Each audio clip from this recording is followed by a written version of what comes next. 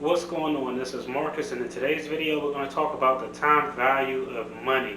Hey, what is the value of money at the time as you reach that age of retirement at 65? Now, I know a lot of y'all are that high-speed fire community, but for today's purposes, we're going to talk about what do you need to invest at a certain age in order to have $1 million by the age of 65. Before we dive in, if you're interested in following my debt-free journey and learning about finance, I invite you to subscribe to the channel.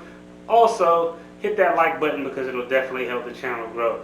Now, as always, let's start out with some statistics. The average individual doesn't start investing until the age of 29. And I know this number is dead on because I was probably about 29 when I started out investing. I actually started investing in 26, but I was investing. I wanted to relocate my family from one state to another, so I took all that money out, and I thought to myself, it's only $8,000 or $9,000. It's not that big of a deal.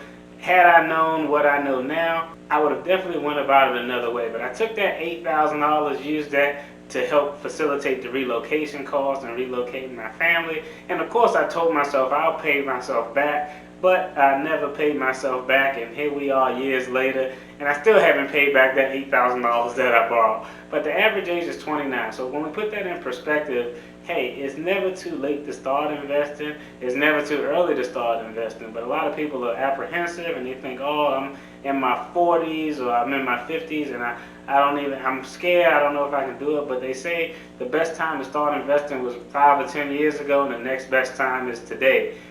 God, I was just thinking about things I bought in my 20s. Check out the video in the link above where I talk about some of my stupidest purchases. Interestingly enough, all of these things happen to have occurred while I was in 20.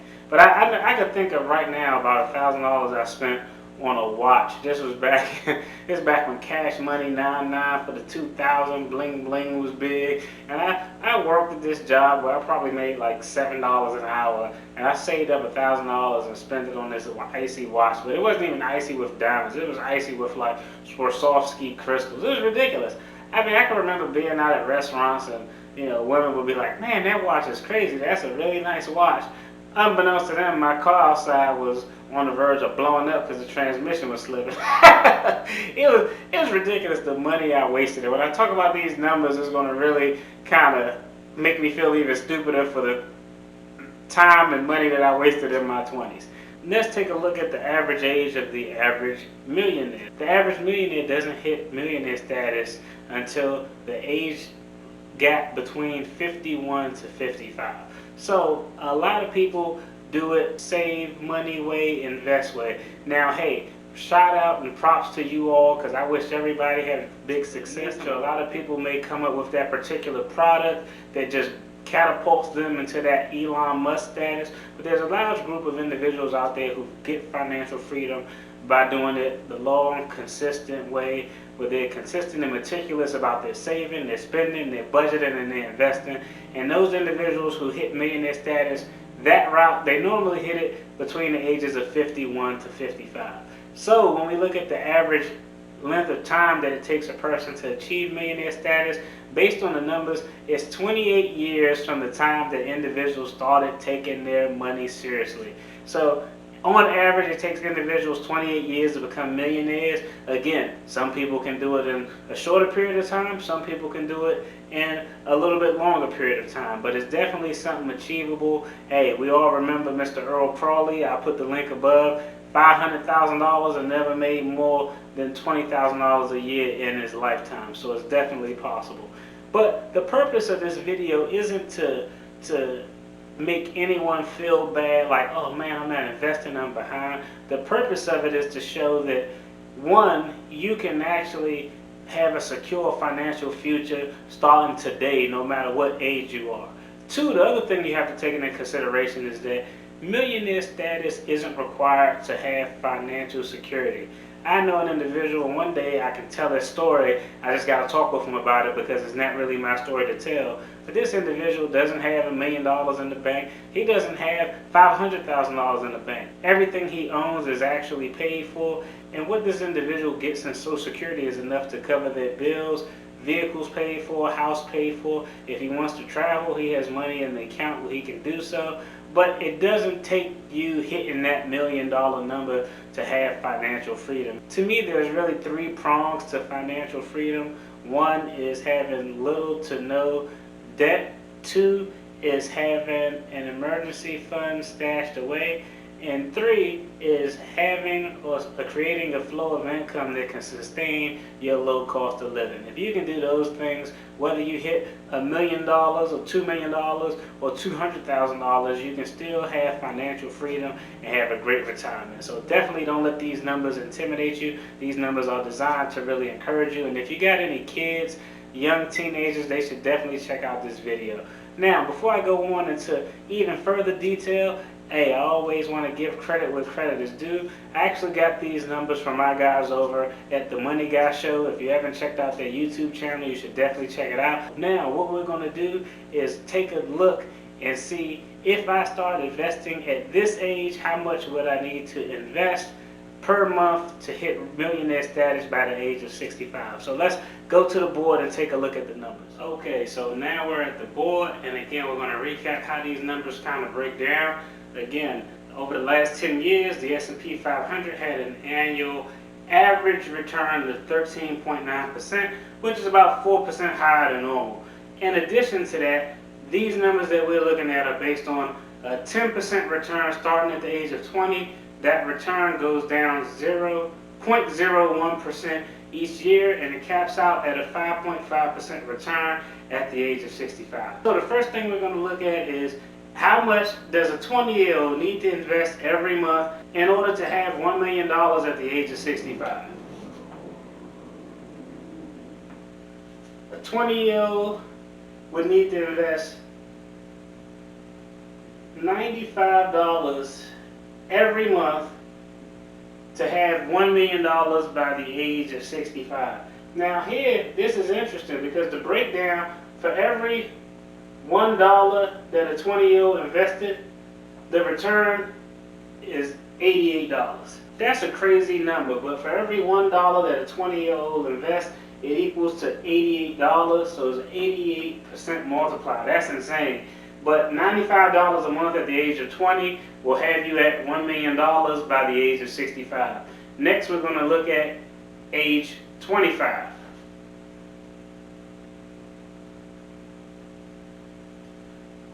At the age of 25, you would have to invest $158 a month to have $1 million by the age of 65. And the annual return on every dollar invested at the age of 25 is equal to $44.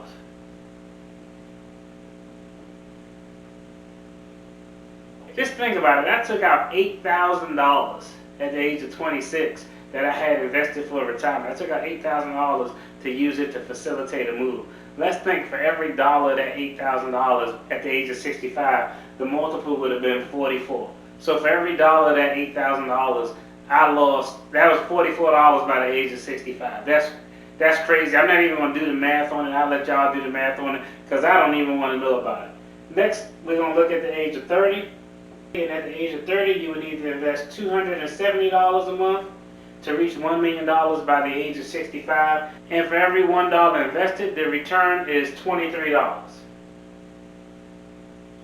Next, we're going to take a look at age 35. Age 35. I like to focus around this 30 to 45 range according to my YouTube statistics. Even though y'all younger people, y'all can check this out too. But 35, in order to hit, you start investing at 35, you want to hit $1 million by 65, you would need to invest $452 a month.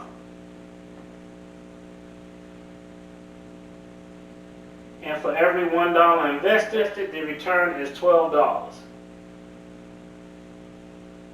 Then we go down to 40. At age 40, you would have to invest $780 a month. And for every $1 invested, the rate of return is $7. Age 45.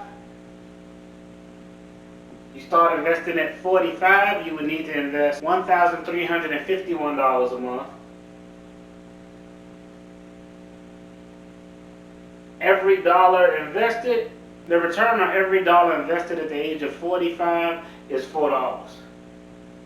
Still a great ratio. So a lot of people, again, like I said, don't get intimidated by the numbers and feeling like you missed out. Because think about it. If you start at 45, for every dollar you invest from 45 to 65, the average return is $4 for every $1 invested. I mean, that's still a great rate. That's still a great ratio. I wouldn't be mad at those numbers. Again, you can start right now. Okay, now we're going to take a look at 50. And for 50, you would need to invest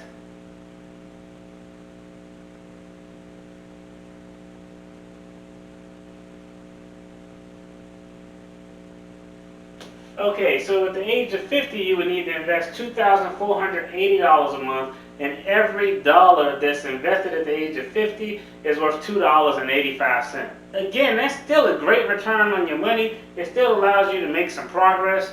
Then we're going to go to age 55. Let's just put all of them up here.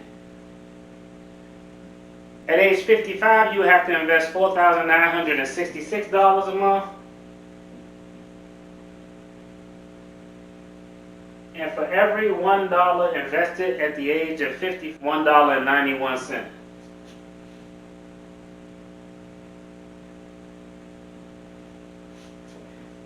Okay, now we're at the age of 60. At the age of 60, if you start investing and you want to hit $1 million, you're going to have to invest over $13,000 a month. Now the numbers are getting a little crazy right here.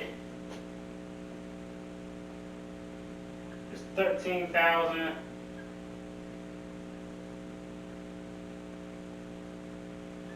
And for every $1 invested at the age of 60, the return is $1.35.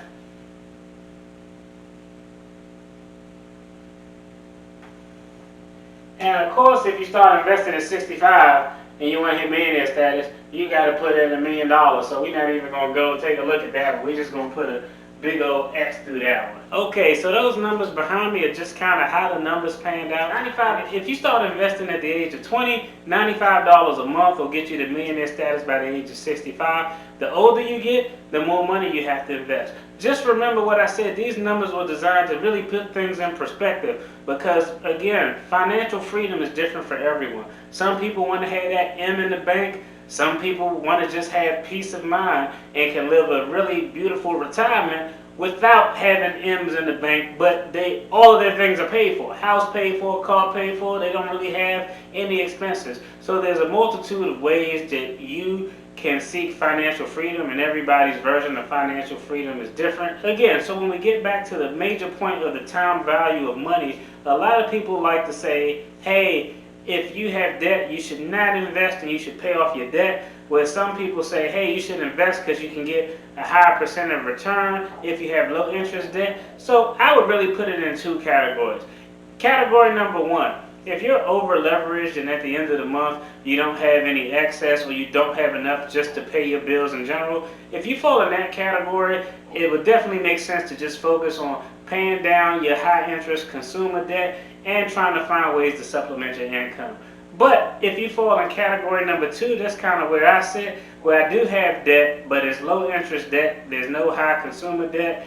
I continue to pay down debt, but I also apportion a part of my money to invest. So, for example, if I had $500 at the end of the month left over, I would probably split the difference. Not half and half, because I want to focus a little bit more on debt, but I do want my dollars working for me. So I would probably take $350, put that towards my consumer debt to pay that high interest debt off, and then the remaining $150 I would invest because I know that that money is working for me while I sleep, while I'm not doing anything, and it's building on that compound interest. So that's the video. I appreciate you all tuning in. Like, subscribe, comment, and remember, this channel is content for you. So if there's anything that you want to see me talk about related to my debt-free journey, or any alternative talk about financially, definitely shoot me a message in the comments, or you can hit me up on the gram. All that stuff is on the About section on my channel. Y'all take care. Peace.